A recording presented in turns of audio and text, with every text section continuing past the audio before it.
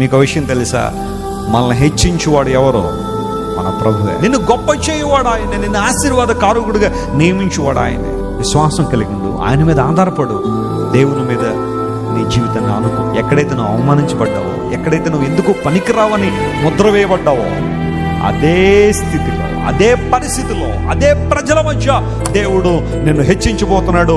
తన ప్రజలను హెచ్చించే సామర్థ్యం కలిగిన వాడు ఆయన. ఒకవేళ ఈ పర్టికులర్ టైంలో అవమానానికి గురై బాధపడి దుఃఖపడుతుంటే ప్రభు నీతోనే మాట్లాడుతున్నాడు. తమ్ముడు వినో, దేవుడు నిన్ను హెచ్చిస్తాడు, నిన్ను గొప్ప చేయ దేవుడు మొదలు పెడుతున్నాడు. దాన్ని ఆపగలిగే శక్తి భూమి మీద ఎవరికి లేదు. Nobody can stop it. దేవుడిని ఆశీర్వదిస్తాడు. ధైర్యంగా ఉంటుంది. నీ అభివృద్ధిని ఎవరు ఆపలేరు. ప్రభు నీ తోడున్నాడు కాబట్టి నువ్వు చూడాల్సిందేంటో తెలుసా, నువ్వు గమనించాల్సిందేంటో తెలుసా, దేవునితో నువ్వు సరిగా ఉన్నావో లేదో పరిశీలన చేసుకోవచ్చు. వాళ్ళు తగిన సమయంలో ఆయన ఏం చేస్తాడు? ఆయన హెచ్చించువాడు, నిలబెట్టువాడు.